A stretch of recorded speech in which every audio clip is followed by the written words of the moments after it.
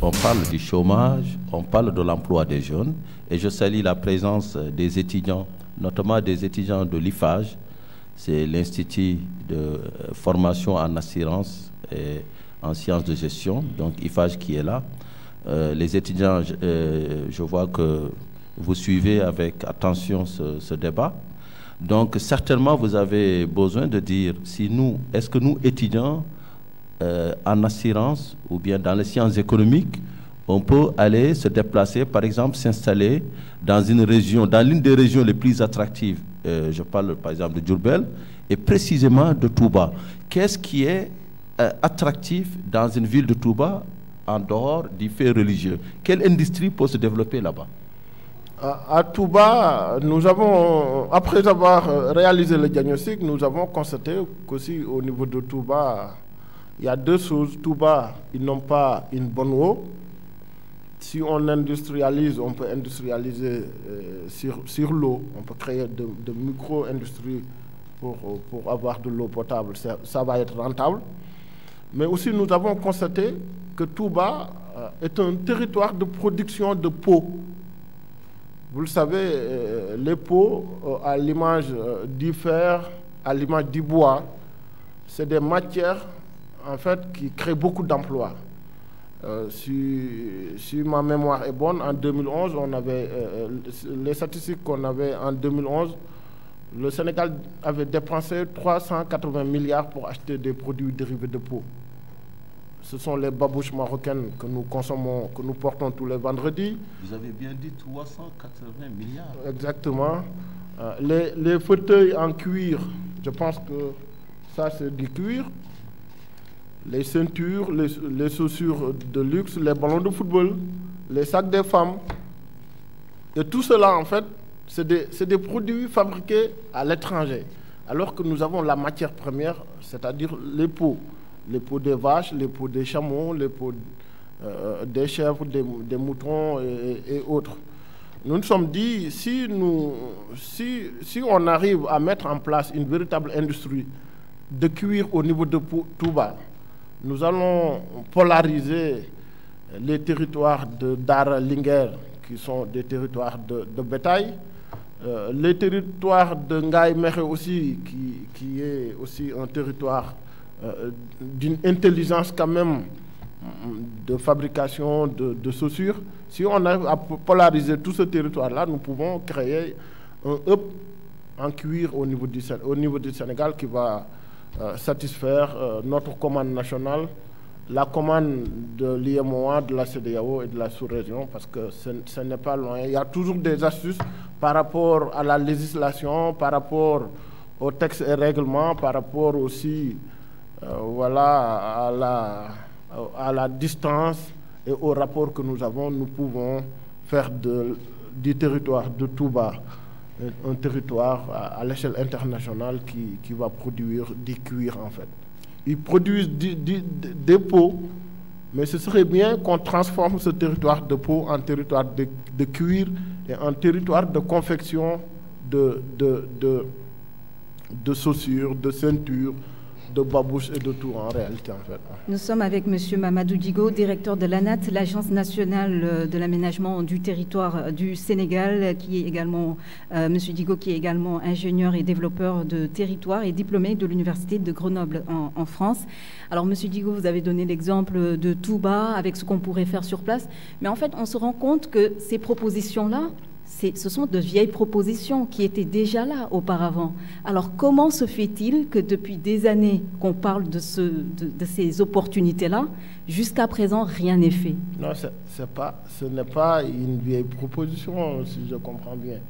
C'est de la vision du président de la République. Moi, je ne l'ai jamais entendu ailleurs en réalité. En fait. C'est pas une vieille je pense que tous les Sénégalais savent qu'à Touba, il y a ce potentiel de développer quand même tout ce qui est tannerie. Ce n'est pas. C'est comme si vous me disiez, on peut développer, on peut transformer le riz de la vallée. C'est des choses comme ça en fait. Il ne s'agit pas de développer la tannerie. Il s'agit de développer la filière peau. Approche tannerie, il y a des tanneries à Touba. Il y a des tanneries à Touba. Mais faire de telle sorte qu'on ait une véritable industrie autour de ça, je pense que c'est la vision du président de la République. Est-ce que déjà la marche est déjà en cours? Est-ce que vous avez déjà commencé à poser des actes? Nous avons réalisé les études. Nous sommes en train de chercher du financement par rapport à ce projet. Je réservais la réponse vers la fin par rapport au financement de tous ces projets parce que, comme vous le savez, l'État aménage tout simplement. L'État met le cadre, l'État organise, mais l'État ne crée pas, ne doit pas créer de l'emploi. C'est le secteur privé qui crée de l'emploi. Mais l'État du Sénégal a décidé de faire de telle sorte que le secteur privé sénégalais se développe. Maintenant, comme je l'avais dit à l'entame de mon propos, que la diaspora est une niche financière incommensurable, nous voulons faire des Sénégalais de l'extérieur, y compris les petits producteurs qui étaient là, les industriels de ce pays. D'autant plus que nous avons eu la chance de découvrir en fait du pétrole et du gaz au large de nos côtes, qui va nous permettre en fait de mieux doter les territoires d'énergie suffisante pour véritablement industrialiser ce pays. On va revenir sur la question du financement tout à l'heure, mais d'abord, vous avez évoqué 2 régions, Dakar et Diourbel, comme étant des régions attractives. Alors, est-ce à dire que les autres régions, il n'y a pas grand-chose à faire, ou alors c'est juste en fait un classement que vous avez fait en termes d'attractivité? C'est pas un classement que nous avons fait, c'est un constat. C'est un constat qui est là. Mais les autres régions aussi ont énormément de ressources. Et nous comptons aussi développer ces régions à partir de leurs ressources. Parce qu'en fait, vous savez, quand on a la Casamance, qui est une région forestière, et avec la forêt, on peut faire énormément de choses. Ces dernières années, le Sénégal arrive à avoir quand même une croissance économique importante et ça va continuer selon le FMI et la Banque mondiale. Les prévisions pour cette année sont également au-delà des 6%. Alors, est-ce qu'aujourd'hui, cette croissance économique pourrait vraiment servir de levier pour créer des emplois? C'est le vœu du président de la République, c'est notre vœu, c'est votre vœu, c'est le vœu de tout le monde. Oui, mais comment le faire? Mais comment le faire? C'est ce qu'on est en train de ce que je disais en fait, les programmes qu'on est en train de mettre en place, moderniser en fait les axes au niveau des frontières, investir dans les technologies de l'information et de communication, investir dans la micro-industrie, dans le micro-conditionnement. Vous savez, il y a beaucoup de nos produits qui ne franchissent pas nos frontières pour aller en Europe ou en Occident, en quelque sorte, du fait que nous ne les conditionnons pas bien. Et là, maintenant, voilà, la nouvelle politique est de faire de telle sorte que cette industrie de conditionnement aussi prend place, en fait, au niveau national pour qu'on puisse exporter énormément de ressources que nous avons. Alors, une autre question avant que Adama Wade ne puisse prendre la parole pour également une question. Donc, on a vu que quand on parle d'emploi, on parle forcément de démographie aussi, parce qu'il y a un lien. Et on parle forcément d'éducation, de formation. Donc, qu'est-ce qui est fait? Parce que depuis tout à l'heure, vous avez concentré vos propos sur l'urgence de mettre en place des industries et de mettre en place également des infrastructures permettant de désenclaver les régions, les localités, etc. Mais qu'est-ce qui est fait en termes de formation pour que ceux qui sont formés soient vraiment des gens qui soient compétitifs sur le marché du travail et qu'il y ait adéquation entre la formation et voilà, ce que demande le marché du travail? C'est une excellente question. Elle est très pertinente. Le développement territorial, je l'avais dit tantôt en disant qu'il fallait offrir de l'eau au territoire, de l'énergie, des voies de communication et de la ressource cognitive en fait. Je parle de la formation. Actuellement, quand vous voyez ce que fait le ministère de la formation professionnelle, presque de la ressource cognitive. Il faut qu'il y ait de la ressource cognitive au niveau de ces territoires-là. C'est la raison pour laquelle la carte de la formation du Sénégal a quasiment changé. Adama Ouad de Financial Afrique pour sa question, peut-être. On vous laisse terminer, peut-être, avant... Oui, avant de passer peut-être à la salle. Oui. En fait, moi, j'ai une question. On parle d'aménagement du territoire. Le Sénégal, c'est un pays d'Afrique de l'Ouest qui se trouve entre 3 pays qui n'ont pas forcément la même monnaie et les mêmes aspirations, peut-être, ou les mêmes orientations, en fait. Je parle de la Gambie, qui est dans le Sénégal, qui a une autre monnaie que le franc CFA. Je parle de la Guinée-Conakry, qui a une autre monnaie. Je parle de la Mauritanie. Ce sont des pays plus que voisins, je dirais, très proches, voire même c'est les mêmes pays. Mais comment, de manière stratégique, le Sénégal doit envisager son développement par rapport à ces pays? Merci Adama. C'est une question très pertinente aussi par rapport à l'organisation spatiale du Sénégal, par rapport aussi à son développement. Vous le savez, c'est ce qui amène qu'on est un tout petit peu enclavé. Le Sénégal est un peu enclavé par rapport à ça. Mais aussi, nous avons de la chance d'avoir un pays qui a l'une des meilleures positions géographiques au monde. Ah bon? Nous sommes... Ce n'est pas l'île de Hawaï? Nous sommes entre l'Europe et l'Afrique du Sud quasiment. Nous sommes aussi entre l'Asie et l'Amérique. Quand vous mettez la carte, la carte du monde, que vous regardez le Sénégal, on a l'impression qu'on est le barycentre de ce monde en réalité. Ça, c'est une chance inouïe. Mais par rapport à la Mauritanie, par rapport à la Gambie et à la Guinée, c'est des questions... des fois qui peut... j'aime bien en parler, mais c'est très géostratégique. Très délicat. Oui, c'est très géostratégique. Je n'ai pas envie de créer comment dirais-je encore... des tensions amicales. Voilà, des tensions amicales. Mais nous avons l'obligation, nous, de mieux maîtriser notre territoire, de faire de telle sorte qu'on peut aller d'un point à un autre sans dépendre de notre pays. Que ce soit financièrement ou infrastructurellement. Alors, M. Djigo, stratégiquement, que fait le Sénégal de la Gambie? Est-ce que pour aller vers les autres régions, il faut stratégiquement développer l'axe passant par Banjul ou bien le contournement?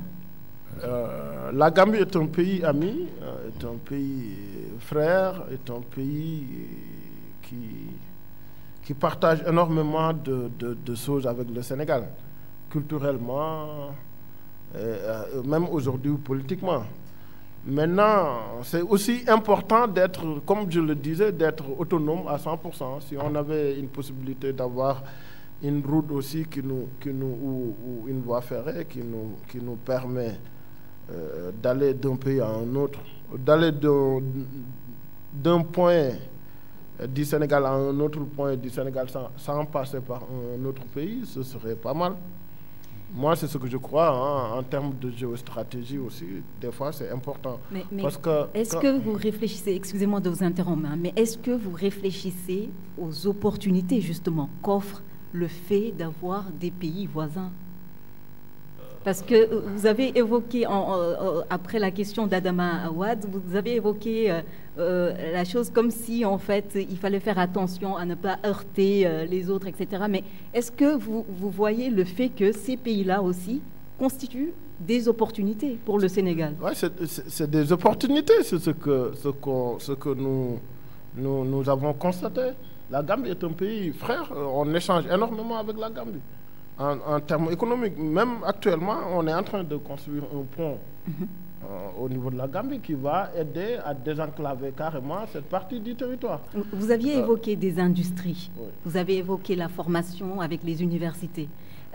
Est-ce qu'il y a un modèle stratégique pour se dire, étant donné qu'on a une frontière à Rosso Sénégal, Rosso Mauritanie, étant donné qu'on a une frontière avec la Gambie, avec les deux Guinées, alors est-ce qu'il y a des projets que vous allez mettre en place justement pour devenir quelque part un hub sous-régional? Ouais, c'est ce qu'on est en train de faire en réalité. Quels sont ces projets? Voilà, j'avais donné, je pense que je l'avais donné l'exemple de la patate et des pommes de terre que nous cultivons dans le nord.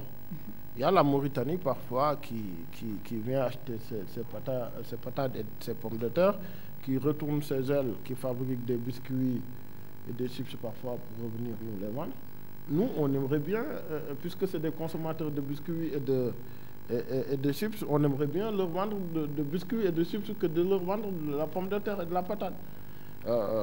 Nous consommons énormément de moutons. Il y a des fois les chameaux de la Mauritanie qui viennent au Sénégal et tout ça.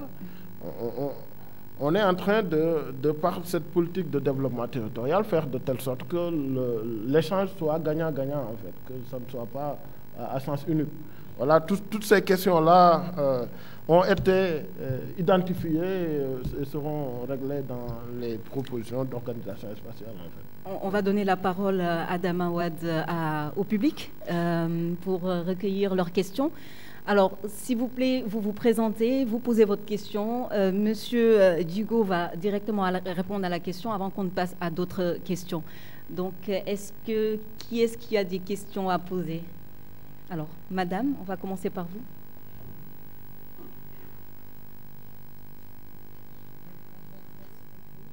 Le micro. Oui, alors là, c'est le micro de King Fahd. Ah d'accord, bon, on va faire plus simple. On va juste prendre ce micro-là. Oui, parce que, non, mais pour la radio, en fait. On va juste prendre ce micro-là et ce sera plus simple. Merci, Sané. Merci beaucoup, Madame Chia. Merci, Monsieur Ouad. Merci donc à Monsieur Djigo pour la qualité de son intervention. Je voulais simplement poser deux questions. La première question, c'est par rapport à... je suis Madame Safietou Diallo. Je suis expert comptable et je suis conseiller du directeur général de la Sénélec. Donc, je suis dans le secteur de l'énergie.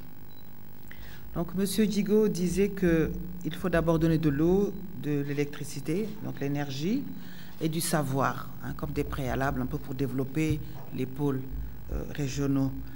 Je voulais poser la question par rapport à la question de l'innovation. Est-ce qu'aujourd'hui, il ne faut pas un accompagnement aussi pour l'innovation et aussi faire le lien entre ces micro-projets et les acteurs scientifiques et les acteurs technologiques et voire même les entreprises pour compléter votre modèle. La deuxième question, c'est par rapport à la politique des filières. Vous l'avez mentionné dans votre présentation à plusieurs reprises, vous avez parlé des filières, mais est-ce que la question de la collaboration aussi inter-filière ou inter-régionale ne se pose pas? Parce que les ressources ne sont pas très importantes chez nous et on n'a pas beaucoup de temps. Je pensais, est-ce qu'il y a des modèles aussi qui nous permettent de pouvoir mutualiser et pour pouvoir aller plus vite et faire des sauts qualitatifs beaucoup plus rapides? Je vous remercie. Merci à vous pour ces deux questions. Donc, nous allons vous laisser le soin, Monsieur Djigo, de répondre à ces deux questions avant de donner la parole à d'autres intervenants. Merci, Madame Diallo. Saluer de passage Monsieur le directeur général de la Sénélec, qui se trouve être un grand frère et un ami. Par rapport à l'innovation, c'est une question majeure en réalité, en fait. Et nous, dans le travail qu'on est en train de faire, pour ne rien laisser au hasard, quand on mettait en place le comité technique restreint, on s'est dit il faut obligatoirement qu'on associe les universitaires et aussi qu'on associe les gens qui sont dans le secteur. C'est la raison pour laquelle nous avons dit nous partons de A vers Z. Et partir de A vers Z, c'est-à-dire on part du petit acteur qui est dans le rudimentaire, en essayant d'associer en fait voilà, tout ce qui est scientifique, tout ce qui est innovation. C'est la raison pour laquelle nous avons dit qu'il nous faut des parcs industriels et artisanaux et spécialisés.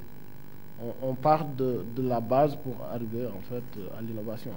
L'innovation, c'est vrai que c'est très important, mais on s'est dit aussi qu'il faut partir d'abord avant d'innover. Voilà, le lien entre les acteurs scientifiques et ce qui se fait à l'extérieur aussi est pris en compte en réalité. En fait. Voilà, merci. Pour la deuxième question. Le saut qualitatif. Voilà, je vais donner l'exemple des posés cuir à Touba d'abord, pour parler de là où nous voulons aller, en fait. Vous savez, quand je dis que si on commence à développer les posés cuir à Touba, on commence à fabriquer des chaussures à Touba, les gens vont nous dire, en fait, ou Angaï ou autres, vont nous dire, oui, nous, on va continuer à consommer les chaussures du Maroc parce que c'est plus fine.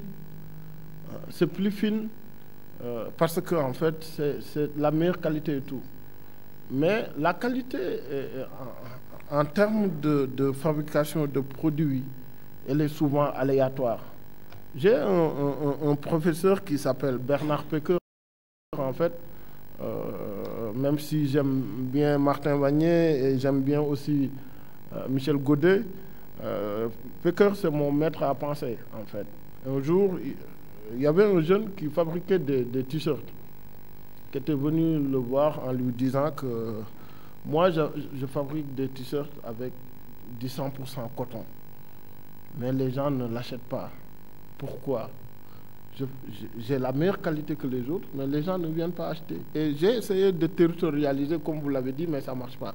Il leur a dit, en fait, il a dit aux jeunes, va voir le plus populaire de ton territoire et essaye de lui faire porter ton t-shirt. Et il est allé voir un rappeur que les jeunes aimaient bien, il lui a offert son t-shirt en lui disant aidez-moi, portez-le quand vous faites un concert. Et quand le gars a porté le produit, aujourd'hui, il fait partie des plus grands employeurs de ce territoire du fait qu'il y a eu une levée qualitative qui a fait que le produit marche. Nous aussi, on s'est dit, si on commençait à fabriquer des chaussures de Touba, par exemple, et que pendant le Magal de Touba, on en fait une journée de promotion de la chaussure et que le Khalif porte la babouche ou dit à tout le monde que cette babouche de Touba, les gens vont automatiquement, même s'il n'y a pas assez de qualité, les gens vont automatiquement commencer à consommer cette babouche. Et c'est à partir de là que l'innovation viendra par la suite. En réalité, il y a toujours un effet d'entraînement qui fait que ça va marcher par la suite. Nous avons énormément d'événements religieux qui peuvent porter nos produits en réalité, en fait. Surtout par rapport à l'autre point,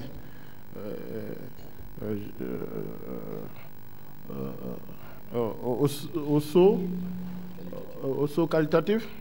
Vous savez, par rapport à l'organisation des filières, moi, j'ai dit un jour que la Sédiment achète beaucoup de maïs. Et quand la Sédiment traite le maïs, il le traite et la Sédiment obtient 3 produits. Il y a l'huile de maïs, il y a l'amidon de maïs et ce que j'appelle, je ne sais pas comment on l'appelle en fait, c'est le tchok, on dit en Wolof, en fait. Le son, c'est ce dont la Sédiment a besoin pour faire l'aliment pour les poussins, pour le bétail et tout ça. J'ai dit, en fait, si on réussit à vendre la Sédiment, le soin, pas l'huile, pas l'amidon de maïs, on fera un grand bond en avant. C'est comme ça qu'on gère les filières. C'est la raison pour laquelle, quand vous parliez de tannerie, je vous ai répondu de la sorte. En fait. En réalité, il y a une façon de faire les choses de manière professionnelle. Voilà, de manière très professionnelle et filiarisée en quelque sorte. En fait. Alors, est-ce qu'il y a d'autres questions? Donc, il y a ce monsieur-là, et puis ensuite, nous viendrons à vous, madame. Et... Samy, peut-être vous pouvez déplacer le micro là-bas. Merci.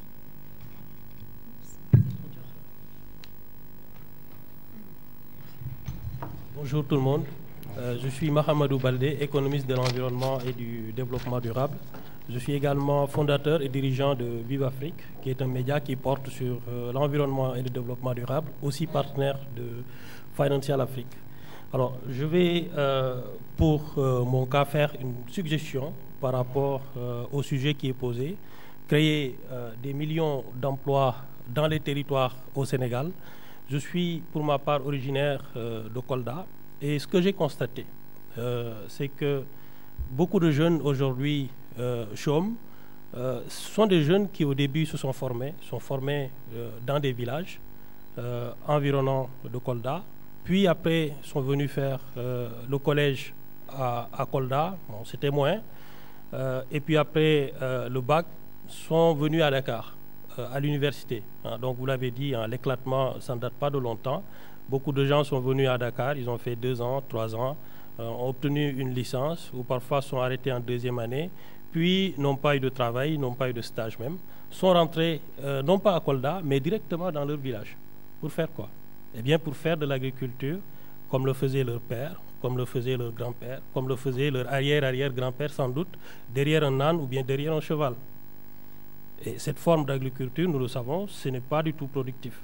Ce n'est pas quelque chose qui permettra vraiment de relever le niveau de vie de ces populations-là. Alors, mon idée dans vraiment l'aménagement du territoire, de sorte à créer des millions d'emplois, ce serait peut-être de spécialiser ces territoires-là. Nous sommes une région, en tout cas pour ce qui est de Kolda, hyper dotée, où il pleut énormément. On peut y développer des filières dans l'agroforesterie qui permettraient de fixer les jeunes sur place et puis de leur permettre de créer, d'auto-entreprendre surtout, pour connaître vraiment un développement fulgurant, aussi bien pour ce qui est de leur cadre de vie, de leur niveau de vie, mais également pour la région. Et je pense autant pour les autres régions aussi du Sénégal. Donc cela renvoie carrément à la formation, à une formation spécialisée, repensée en adéquation avec vraiment les atouts de la région. Je pense qu'il faudrait démarrer par ça. Mais le tout général, tous vont faire série L, série S, et puis après finissent par se bousculer à l'université. Non seulement ce n'est pas supportable, on le sait, avec les grèves qui ne finissent pas. Après, il n'y a pas de débouché en réalité. Donc il faudrait repenser les filières depuis peut-être l'entrée en 6e, pour que des gens qui sont moins, qui ont peut-être 10 ou maximum 12, qui n'arrivent pas à dépasser ce type de notes-là, soient orientés vers des formations plutôt professionnalisantes tout de suite. Donc après un CAP, après un BTS, on est opérationnel sur le terrain et on peut avoir un minimum qui nous permette de vivre. À mon avis, c'est comme ça, je ne sais pas ce qu'en pense M. Digo, mais à mon avis, c'est comme ça qu'on créera des millions d'emplois au Sénégal. Avant de donner juste la parole à M. Digo, dans vos propos, vous dites les élèves qui n'arrivent pas à avoir de bonnes moyennes, qu'on les redirige vers ces filières. Alors, même des élèves qui sont très bons peuvent être redirigés vers ces filières, parce que aussi c'est une question aussi de choix, il me semble. On va laisser le soin à M. Digo de réagir par rapport à votre contribution intéressante également. Merci, M. Baldé. En réalité, vous me rejoignez. Peut-être que je ne m'étais pas bien exprimé par rapport à la spécialisation des territoires. Nous avons dit, ce que nous voulons, c'est après avoir cartographié toutes les ressources du territoire sénégalais, c'est de proposer ce qu'on appelle des parcs industriels et artisanaux spécialisés. Et dans ces parcs, par exemple, j'avais donné l'exemple de la Casamance. Nous nous sommes dit, la Casamance est un territoire de forêt, c'est de la foresterie. Donc, il faut, mettre en place, en fait, à la fois articulé avec l'université de Ziguinchor, les centres de formation, pour bien développer la forêt avec le développement durable, puisque vous êtes spécialiste du développement durable, mais aussi exploiter la forêt de façon intelligente, en fabriquant les cure-dents que je disais au niveau de la Casamance, parce qu'il y a assez d'arbres et de forêts qui peuvent nous aider à fabriquer des cure-dents, du papier, des boîtes à jus, du jus d'orange, jus vinaigre et de tout ça qui viennent de la forêt, qu'on forme les gens pour fabriquer ces produits dont on utilise quotidiennement. Nous allons au niveau de la région du pôle territoire Sénégal oriental. Au niveau de Sénégal oriental, c'est une région minière. Vous savez, nous avons du fer là-bas, nous avons de l'or et autres. On met en place des infrastructures pour l'exploitation de ces mines. Et puis, on fait de telle sorte qu'aussi, au niveau de ces territoires-là, de Kédougou, de Tamba et autres, qu'on fabrique nos koulous là-bas, puisque nous consommons énormément de koulous, qu'on fabrique nos cuillères là-bas, qu'on fabrique les trombones au niveau du Sénégal oriental, qu'on fabrique aussi les cadenas et tout ce qui est attrait au métal, qu'on fabrique dans la région où on trouve la ressource métal. Mais qui dit fabriquer, dit aussi une ressource cognitive. Il faut obligatoirement former les gens à partir de là-bas. Maintenant, au niveau de Kaolack, de Fatick, de Kaffrine et tout ça, au niveau du pôle territoire Sine Saloum, les ressources que nous avons constatées, que nous avons détectées là-bas, c'est l'arachide, parce que c'est le bassin arachidier. Faire de telle sorte que le savoir-faire tourne autour de l'exploitation de la filière arachidière, mais aussi il y a le sel. Faire de telle sorte que c'est pour ça que je parlais d'industrie de micro-conditionnement en réalité en fait. Nous parlons la même chose, il n'y a pas de différence en réalité. Il l'a si bien dit tout à l'heure, c'est une contribution, donc il l'a précisé. Tout en tenant compte de l'aspect développement durable. Et qui dit développement durable, il ne s'agit pas d'exploiter la ressource de façon archaïque ou anarchique, mais qu'il y ait un véritable projet de développement autour de la ressource. Quand on coupe un arbre, on plante 2 arbres derrière. Quand on coupe 3 arbres, on plante 6 arbres à côté. Et aussi, on fait de telle sorte qu'au niveau de la recherche et tout, qu'on ait la possibilité de réduire la durée comment dirais-je encore, de l'accroissement de l'arbre. Vous savez, quand l'arbre fait 25 ans pour mûrir, on a des technologies aujourd'hui qui peuvent nous aider à faire de telle sorte que la maturation de l'arbre ne dure pas 25 ans, mais voilà, dure 10 ans et tout ça. On va donner la parole à Madame en rose, s'il vous plaît. Présentez-vous et votre question, s'il vous plaît. Bonjour, alors c'est Ndéa Stoukébé. Je suis la directrice des risques et engagements au niveau du FONGIP. Alors j'avais 2 questions pour Monsieur Digo. La première, c'est est-ce que l'ANAT, dans le cadre de ses activités, essaie de créer des synergies avec les autres structures de l'État? Si oui, lesquelles? La seconde et dernière question, c'est est-ce que l'ANAT a les moyens de ses ambitions?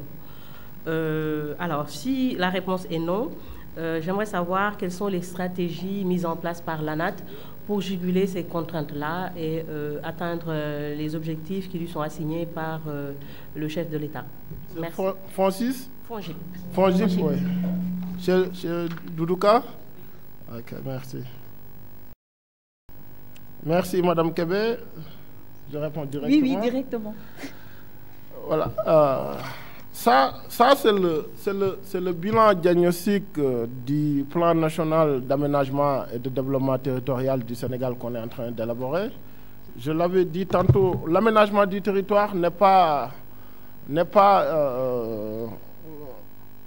quelque chose de cloisonné en réalité, c'est quelque chose de transversal, avec une démarche systémique en réalité en fait. Quand on avait commencé à faire ce travail-là, nous avons mis en place un comité technique restreint composé des structures stratégiques. Et après, il y a la Commission nationale d'aménagement du territoire et le Conseil interministériel. Du coup, tout ce qu'on a eu à faire dans ce rapport, ce sont les autres, en réalité, les autres secteurs, en fait.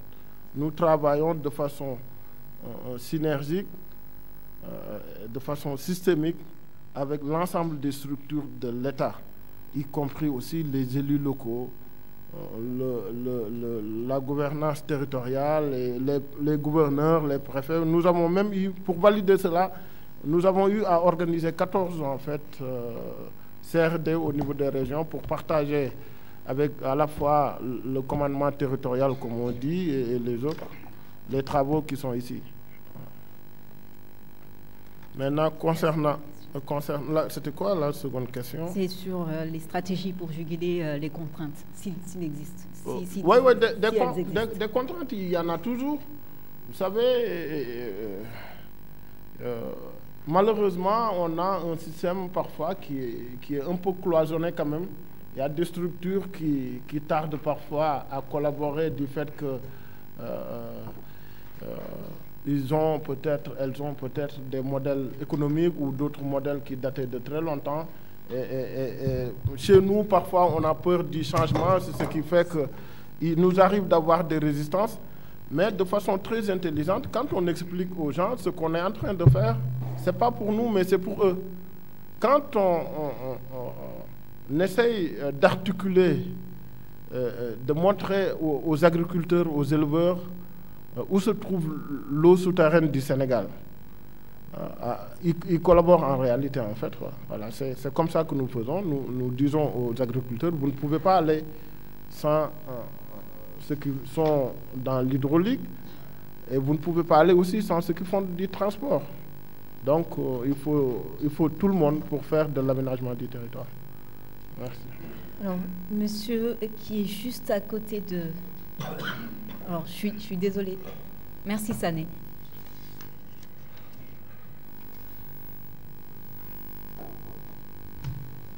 Bonjour, monsieur. Je m'appelle Rivolala Ratsimondrezi. Je suis le cofondateur le premier accélérateur de PME du Sénégal qui s'appelle la Rencontre des entrepreneurs. Notre principale mission est de faire de l'accompagnement opérationnel aux PME en apportant de l'expertise, du capital et puis du réseau. Alors, je vais partir à partir des faits. Le dernier recensement global des entreprises au Sénégal, je pense que c'est la dernière étude qui est disponible, montre que 97% du tissu entrepreneurial du Sénégal est informel et qu'il n'y a que 3% qui est formel. Et dans les 3% qui est formel, 67% du PIB du Sénégal, c'est-à-dire la production de richesse, est apportée par ces 3%. Et quand vous regardez, quand vous couplez avec, quand vous analysez ce qu'on appelle la banque des données économiques et financières des entreprises du Sénégal, qui est publiée annuellement par l'ANSD, l'étude montre clairement depuis des années que ces 3% d'entreprises sont tous déjà en sureffectif. Donc ma question c'est, par quels moyens, par quelle stratégie allez-vous développer les millions d'emplois que vous prenez en fait par le thème? Donc ça c'est une première question. Et puis il y a une deuxième sous-question. Dans un pays où il y a beaucoup de matières premières, le Sénégal a du phosphate, matière première stratégique pour tout ce qui est engrais, le Sénégal a de l'or, le Sénégal, vous avez dit tout à l'heure, le Sénégal a de la peau, du moins via la tannerie, du moins du côté de Diourbel. Le Sénégal a découvert du pétrole, le Sénégal a du gaz. Alors, est-ce que la digitalisation, ce qui en somme signifie le développement du service, est véritablement en fait la priorité finalement du moins du Sénégal versus industrialisation? Merci. Merci.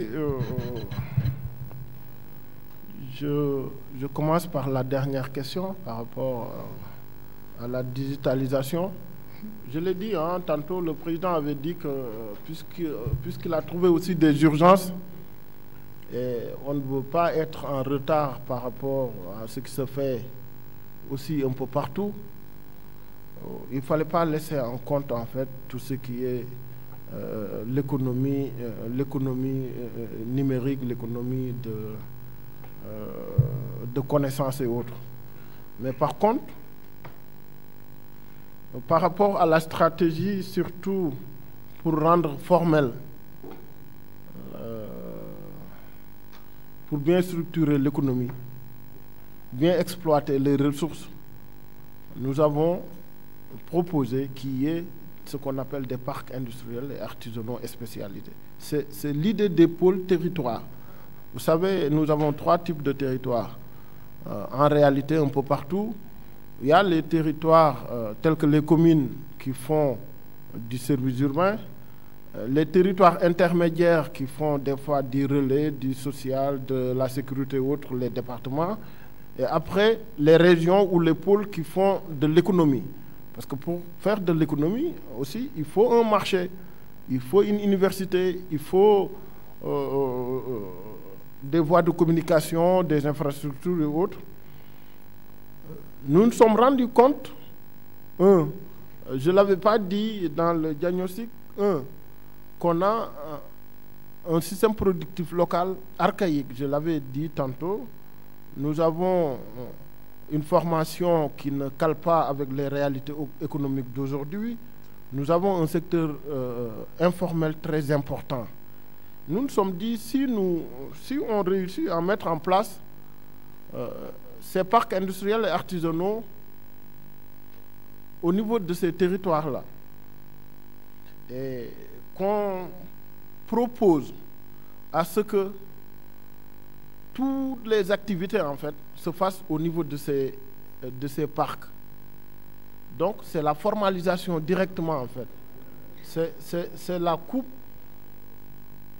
contre l'informel direct.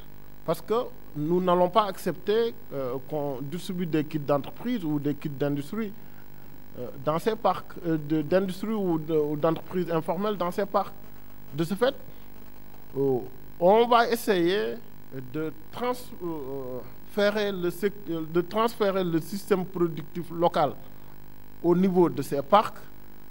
Et ce transfèrement-là, c'est la modernisation, l'innovation qu'il y a derrière, de faire de telle sorte que l'informel ne vient pas avec. Je ne sais pas si je me fais comprendre. En mettant en place une gouvernance souple quand même, qui va accompagner les entreprises qui seront dans ces parcs industriels et artisanaux et spécialisés. Tout a été très bien réfléchi parce que nous savons qu'en fait le secteur informel, et aujourd'hui c'est vrai que ça permet aux gens de ce que je disais, je disais que nous avons des métiers très ethnicisés. Quand on parle d'élevage, on pense au peul. Quand on parle de pêche, on pense au lébou. Quand on parle de fer, on nous dit que ce sont les forgerons et autres. Et tout cela, nous sommes en train de vouloir régler ces questions-là à travers ces parcs industriels et artisanaux. Ça va être des Silicon Valley en quelque sorte en fait. Alors, apparemment, vous n'êtes pas tout à fait satisfait. Je vais vous demander, s'il vous plaît, si ça ne vous dérange pas, de juste vous déplacer ici. Je suis désolée pour ça. En attendant, vous pouvez répondre à la deuxième question qu'il avait posée sur le sureffectif des entreprises déjà bien établies qui ne représentent que 3%. Excusez-moi, je suis désolée. Poursuivez et ensuite, on va le laisser réagir. Oui, c'est ce que je lui disais en réalité, en fait. Ah d'accord, vous avez déjà répondu. Oui. Juste en fait, ce que vous êtes en train de faire, je ne sais pas, avant, il y a le système qu'on appelle en fait, c'est pas du tout le communisme en fait, où on planifie l'économie. Ouais. C'est ce que vous essayez de faire, mais pourtant l'histoire en fait nous montre en fait que ça ne marche pas comme ça. C'est-à-dire que vous essayez de mettre en fait créer des pôles comme style Shenzhen, etc. et tout, mais quand vous regardez par exemple le modèle de Shenzhen, ce sont les zones économiques franches spécialisées. Il n'y a qu'en Chine, en fait, demain que ce truc-là a marché. Nulle part ailleurs, ça n'a pas marché. En Inde, ça n'a pas marché. Nulle part, ça n'a marché. Donc, ce que je veux dire juste par là, c'est que moi, ma question, c'est sur les millions d'emplois. Jusqu'à preuve du contraire, ce sont les privés qui créent demain les emplois. Exactement. Mais quand vous avez que 3%, et tout à l'heure, j'ai oublié de le mentionner, les 3%, ce sont des multinationales. Il y a quelques-unes, là on a la dame qui était là qui représente le Sénélec, mais quand les 3% sont des étrangers qui produit 70% de la richesse de notre pays, le Sénégal que je considère comme mon pays, d'accord, parce qu'il est sur mon continent. Comment on fait? C'est ça en fait. Donc, je vous ai dit tantôt que l'État aménage, organise et en même temps met en place une réglementation qui permet, par exemple, je l'ai dit, ça a marché avec l'immobilier. Ça a marché avec l'aéroport international de Diass. Je ne vois pas pourquoi ça ne marchera pas. Nous, on n'est pas la Chine. Je l'avais dit tantôt qu'on est un pays très démocratique. On ne va pas imposer. Mais nous avons constaté que nous avons des ressources et des niches qui peuvent nous accompagner à créer énormément d'emplois. Ces niches, c'est quoi? C'est que nous avons fait le tour du monde aussi. Nous avons constaté qu'il y a des Sénégalais partout qui ont des moyens, qui veulent rentrer, investir dans ce pays et qui ne savent pas comment faire. Nous sommes allés jusqu'à dire, il y a des choses, des petites choses que je ne voulais même pas, rentrer dans des détails. Mais vous savez, l'ITA fait énormément de choses. ISRA fait énormément de choses. Mais les Sénégalais ne savent pas. Avec le bissap aujourd'hui, on peut créer beaucoup d'emplois. Avec le bouilli, on peut créer beaucoup d'emplois parce que c'est des produits qui ont la cote à l'échelle internationale actuellement. Je parlais des clous, c'est des produits non périssables qui s'ils ne se vendent pas aujourd'hui, se vendront demain ou après-demain. Il y a juste des réglementations à mettre en place. Nous avons constaté qu'il y a un déficit de formation. Nous voulons les régler dans ce plan. Il y a un déficit lié à l'informel, nous voulons les régler dans ce plan. Il y a un déficit financier, il y a une niche financière qui est la diaspora. Beaucoup de gens savent que l'Europe est saturée, ça ne marche plus en Europe, les gens veulent rentrer. Les gens veulent rentrer et s'ils rentrent. Moi, j'ai regardé par rapport à la filière avicole. Il y a beaucoup de gens qui travaillent dans l'aviculture. C'est parce que il y avait la grippe aviaire, il y avait des problèmes qui s'étaient posés de par le passé. Qui a fait que nous avons pu nous organiser pour créer beaucoup de richesses et beaucoup d'emplois dans cette filière. Et c'est ce que nous allons faire dans les autres filières. Quand vous allez au casino, à Auchan, il vous arrive de retrouver du miel là-bas, du miel qui est fabriqué, qui n'est pas bio, alors que nous avons des millions de litres de miel à Kolda, à Médina Gounass et autres. Il suffit juste d'indiquer la voie pour qu'on y arrive. Et on va y arriver, Inch'Allah. Nous n'avons pas un problème d'eau. Le Sénégal a énormément de l'eau. C'est vrai qu'il y a de l'eau salée parfois, mais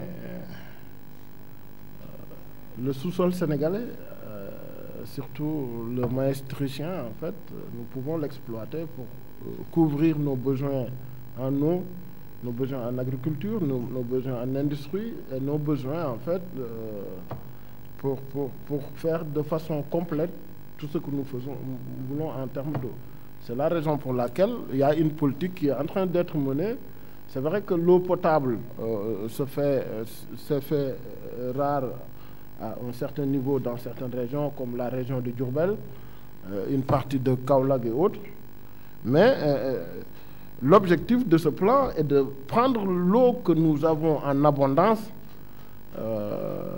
dans le sous-sol, de l'exploiter pour nos besoins en industrie et autres. C'est parce que tout à l'heure, vu que vous avez parlé de la micro-industrie, donc la micro-industrie, elle est là. On en parle tous les jours, mais elle tarde vraiment à se développer. Donc, vraiment, on a ces richesses. Nous le savons tous. Et nous les évoquons tous les jours. Tous les jours, on dit que le Sénégal a ça, le Sénégal a ça, le Sénégal a de la richesse. Mais ça ne bouge. On remarque que ça va bouger, ça va bouger. Le fait qu'on est là, c'est parce que. C'est parce que vous savez, Monsieur Digo, attention à vos promesses. Parce que sinon, quand on vous recevra ici l'année prochaine ou un autre jour, je ne sais pas comment vous allez réagir face après aux critiques. Je parle toujours sur des bases scientifiques avérées en réalité, en fait. Si le Sénégal ne disposait pas d'eau suffisante pour faire de l'industrie, je ne m'engagerai pas à dire que nous pouvons faire de l'industrie ici. Voilà, vous savez, il y a beaucoup de personnes qui ont tenté à faire de micro-industrie et qui ont échoué. Ces personnes-là n'avaient pas la bonne information, comme quelqu'un qui essayait de faire je donne l'exemple en fait, l'exemple banal, de faire des chaussures et autres. Et cette personne va importer du cuir à l'étranger pour essayer de faire ses peaux, essayer de faire ses chaussures. Autant pour moi, cette personne n'avait pas compris que par d'autres moyens, il pouvait disposer du cuir pas loin de chez lui et de faire carrément ce qu'il voulait. C'était valable aussi pour les boissons, pour beaucoup d'autres choses, parce qu'ils n'avaient pas la bonne information. Nous voulons que les ressources territoriales du Sénégal, que la jeunesse, les femmes, tout le monde soit mobilisé autour de ces ressources. Et qui dit mobiliser les personnes autour de ces ressources, faire de telle sorte que les gens savent les compositions chimiques, physiques et autres de nos ressources, savent qu'est-ce qu'on peut fabriquer avec la mangue. Vous savez, actuellement, il y a énormément de mangues qui pourrissent au Sénégal. Et avec la mangue, non seulement on peut fabriquer du jus de mangue, des produits cosmétiques avec les peaux de mangue, mais avec aussi du beurre sans cholestérol qui est prisé un peu partout dans le monde. En fait, ça, il faut que les gens le comprennent, hein, qui disent qu'en fait, si je dois exploiter la mangue, je ne l'exploite pas tout simplement pour avoir du jus, mais je l'exploite pour tirer les bénéfices liés au jus, c'est vrai, mais faire de telle sorte qu'aussi on tire les bénéfices liés aux produits cosmétiques que l'on peut fabriquer à partir de la mangue, mais aussi en troisième lieu, faire de telle sorte que le beurre de mangue, le beurre qui se trouve dans le mangue, qu'on le récupère, parce que c'est à la fois médicinal, parce que ça permet de lutter contre les maladies liées au cholestérol, mais ça permet aussi, voilà, d'avoir d'autres produits. Un dernier intervenant, s'il vous plaît. Est-ce qu'il y a un dernier intervenant, monsieur? Attendez deux secondes, le temps qu'il vous ramène le micro. Oui, après on conclut.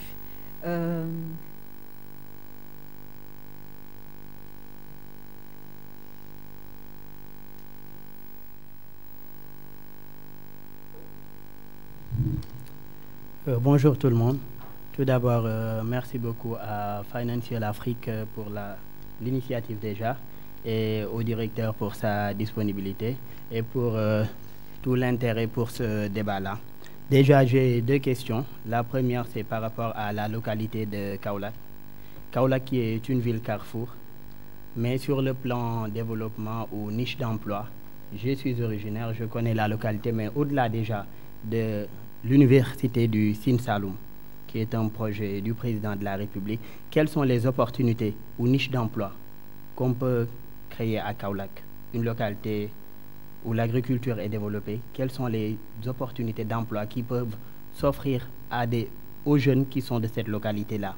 Et par rapport aux deux localités attractives, à savoir les plus attractives autant pour moi, à savoir Dakar et Touba, selon mon constat, la même chose n'est pas ressentie par Diourbel, qui est une région qui est juste à côté de Touba, pas très loin.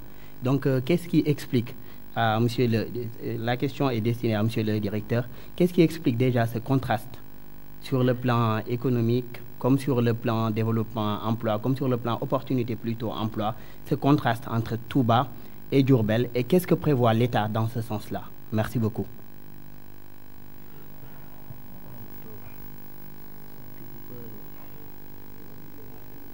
Présenté. Et moi, c'est Daouda Sow, je suis journaliste et rédacteur en chef du site d'information www.terangenews.sn. Merci. Merci, M. Sow. C'est vrai que la ville de Kaolack est une ville carrefour, en fait, qui compte beaucoup pour nous dans le cadre de l'équilibre des territoires. La région de Kaolack aussi n'est pas une région malheureusement attractive C'est une région répulsive, on peut le dire ainsi, parce qu'elle a un solde migratoire quand même qui est très, très négatif. On avait constaté qu'il y a beaucoup de jeunes qui quittent cette belle région, qui partent, surtout qui viennent vers Dakar. Ça, c'est le fait qu'aussi, nous sommes en train de perdre beaucoup de terre au niveau de Kaolack, lié à la salinisation des sols. Vous savez, malheureusement, le sel est une ressource, comme j'ai l'habitude de le dire, hein, c'est comme un couteau à double tranchant qui a énormément de vertus, qui fait aussi des dégâts. Si le sel est laissé à l'air libre, peut carrément détruire les sols. C'est ce qui a fait que beaucoup de jeunes ont migré. Beaucoup de territoires ont perdu de population. Mais le sel reste aujourd'hui une ressource très importante pour le développement de la région de Kaolack. Il suffit juste de bien s'organiser, de bien la valoriser pour un excellent développement. Parce que quand vous voyez dans les hypermarchés et les supermarchés, en fait, on nous vend du sel qui vient de la France, d'Espagne. J'ai même acheté à Fatick, un jour je le disais au gouverneur de Fatick, on avait un CRD là-bas, j'étais dans une station d'essence, j'avais demandé s'ils avaient du sel, on m'a sorti un pot de sel qui coûtait 2000 francs, qui venait d'Espagne. C'est la raison pour laquelle je parlais de micro-conditionnement. Les spécialistes du développement durable sont là, ils peuvent m'en témoigner. Si on s'organise bien au niveau de la région de Kaolack, y compris la région de Fatick et de Kaffrine, on peut faire ce territoire un hub de sel, parce que le Burkina n'en a pas, le Mali n'en a pas. Et nous partageons l'IOMOA avec le Mali et le Burkina. Il y a aussi d'autres pays européens parfois qui ont des difficultés liées à la neige et tout ça. Et c'est le sel qui déneige en réalité. Ces pays-là peuvent venir acheter du sel au niveau du Sénégal. Mais il faut que ça soit industrialisé, bien fait. Il faut qu'on mette en place de micro-industries, de micro-conditionnements pour que les gens puissent acheter des boîtes à sel, mais pas de gros sacs à sel à 500 francs. Maintenant, il y a aussi l'arachide. L'arachide, vous le savez, hein, c'est un produit dont on peut fabriquer 36 produits avec l'arachide. Et ces 36 produits-là, on peut bel et bien mettre en place une véritable filière d'arachide, en fait. Je ne veux pas rentrer dans les détails par rapport à la Sonacos et autres. Il y a une troisième ressource aussi qui est capitale, qui est très importante, qui peut aider Kaolack à se développer le plus rapidement possible.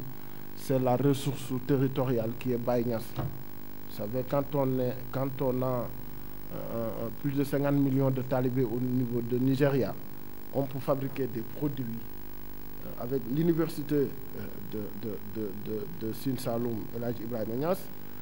On peut fabriquer énormément de produits liés à son image, pour que les Nigérians qui sont ces talibés, quand ils viennent, qui s'identifient à lui, prennent en fait ces produits, viennent par rapport au tourisme, viennent par rapport à beaucoup de choses en réalité, en fait. Vous savez, les Marocains, ils gagnent beaucoup de marchés, ils travaillent, ils sont, quand vous allez, comment dirais-je encore, au niveau de l'avenue Mohamed V, vous voyez des magasins marocains, des babouches marocaines, on consomme énormément de produits du Maroc. C'est le fait aussi, il y a la Tidjania qui aide en réalité, en fait. Voilà, nous aussi, nous pouvons le faire. Kaolack peut bel et bien se spécialiser dans ces ressources culturelles qui sont très importantes, en fait, pour la création de richesses, de valeurs et d'emplois. La deuxième question, c'est le contraste entre Diourbel et Touba. Je l'avais dit à l'entame de mon propos que les cités religieuses, ce sont des territoires attractifs qui attirent, du fait que il y avait un guide religieux qui était là, qui est une référence. Et tout le monde veut aller vers lui. C'est culturel chez nous. C'est pas culturel. C'est les autres, c'est les Européens ou les Américains. Mais chez nous, on a l'habitude, on a tendance de vouloir aller vers nos guides religieux et tout. C'est ce qui fait que Touba a eu un développement fulgurant. Maintenant, ce Diourbel et Mbacké, j'ai l'habitude de leur dire qu'ils ont une ressource incommensurable qui est Touba, qui est en face d'eux. Et ces villes-là n'ont pas eu, vous m'excuserez du terme, n'ont pas eu le tact ou l'intelligence de se développer à partir de Touba. Vous savez, à Touba, il y a beaucoup d'infrastructures qu'on ne met pas en place à Touba. Ceux qui dirigent ces villes-là pouvaient bel et bien se dire que, tiens, on ne construit pas d'hôtel à Touba. Moi, je construis d'hôtel pour capter le surplus de Touba. On ne construit pas de centre de loisirs à Touba. Je le fais à Mbacké ou à Diourbel pour capter ce surplus. Il y a des écoles qui ne sont pas autorisées à Touba. Je les construis dans mon territoire. C'est pour ça que c'est très important d'avoir un leader qui a une vision, qui sait que, voilà, si je mets en place ce projet, ça marche. C'est ce que le président a voulu faire avec l'acte 3 de la décentralisation. Quand vous allez des fois dans certaines localités de petites communes qui ont des maires qui sont des docteurs, qui sont des directeurs de banque, qui sont autres. Il avait compris qu'un territoire, il faut obligatoirement un projet pour que ce territoire-là se développe.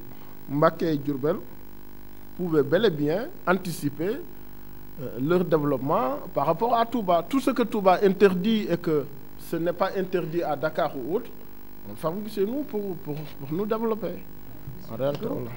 On va finir quand même avec une question supplémentaire. Merci, Non, mais c'est par rapport à ce qu'il disait à l'instant. Est-ce que vous n'avez pas justement un problème de secteur privé?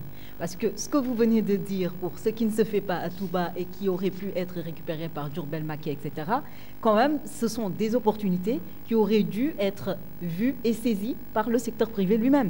Donc, si le secteur privé ne prend pas d'initiative, est-ce que vous n'avez pas de problème avec votre secteur privé? Non, le Sénégal a un secteur privé très faible, je l'ai dit. Le président l'a constaté, il a voulu le renforcer. Il a dit, en fait, j'aménage le territoire pour renforcer le secteur privé. J'invite la diaspora, j'essaye de mettre la diaspora au niveau des institutions pour que le secteur privé se développe. Parce qu'en fait, un secteur privé, ça demande de la technologie, ça demande des connaissances, ça demande du savoir-faire et du savoir-être, et aussi de disponibilité financière et tout ça. La diaspora, là, le président veut vraiment compter sur cette diaspora-là pour que le secteur privé sénégalais soit renforcé afin qu'on passe à une véritable industrie de développement au niveau de ce pays. Merci à tous. Merci à vous, Monsieur Mamadou Djigo, directeur de l'ANAT, l'Agence nationale de l'aménagement du territoire du Sénégal. Merci à vous tous d'avoir répondu à l'invitation de Financial Afrique pour ces déjeuners consacrés à l'économie. Et bon, Adama, je vous laisse peut-être la parole, peut-être faire une petite synthèse de ce qu'on a pu quand même retenir. Je pense que M. Djigo, il a beaucoup insisté sur les opportunités dans les territoires, dans les différents territoires du Sénégal. Il a également beaucoup insisté sur l'importance de la formation, de l'énergie et de l'accès à l'eau. Mais on se rend bien compte que jusqu'à présent, en fait, sur ces questions-là, des choses sont en cours, mais que voilà, le summum, le top qu'on devrait atteindre au Sénégal, on ne l'a pas encore atteint. Donc on espère qu'une autre fois, vous allez venir avec des choses beaucoup plus concrètes, en tout cas en termes de création d'emplois. Mais déjà, c'est un pas de géant, en tout cas, qui a été réalisé, puisque le plus important, c'est d'abord une étude, avant maintenant l'application avec des solutions concrètes. On va voir ce que ce rapport va donner maintenant concrètement. Merci. Pour l'amélioration de la vie au Sénégal et l'amélioration également en termes de marché de l'emploi et de recrutement des jeunes. Merci à tous. Je laisse la parole à Adama Ouad de Financial Afrique. Très rapidement, merci beaucoup pour votre présence. Merci à tous les amis, partenaires et aussi amis du Sénégal et de l'Afrique, à tous qui êtes là. Donc, M. Mamadou Djigo est le directeur général de l'ANAT. Donc, l'ANAT l'a travaillé depuis de nombreux mois sur un rapport qui est là, sur l'aménagement du territoire. Pour vous donner l'importance de ce rapport, sachez qu'au Sénégal, on a passé 20 ans entre 1977 et 1997 à faire un rapport d'aménagement du territoire. Donc c'est pour vous dire l'enjeu de l'aménagement du territoire. En général, les économistes, quand ils font des plans de développement, ils oublient souvent le plus important, un aspect qui est très important et qu'ils n'aiment pas du tout, c'est le sol, c'est le territoire. Donc tout développement économique repose sur des ressources, à la fois sur le sol, le sous-sol, mais aussi sur le capital humain, qui est la première et peut-être la seule ressource. Donc ces rendez-vous stratégiques qui ont été organisés par Financial Afrique et West Africa Democracy Radio, ainsi que tous les partenaires dont Vive Afrique, sont en fait une manière pour nous de poser le vrai débat qui porte sur le développement, les enjeux et les déterminants du développement. Nous vous donnons donc rendez-vous très prochainement pour notre petit déjeuner stratégique. En attendant, nous vous invitons à une collation pour sceller cette matinée, à une petite collation, juste, je pense, c'est juste à droite, c'est ça, en sortant à droite. Donc, j'invite en particulier mes parents sœurs à nous précéder. Merci.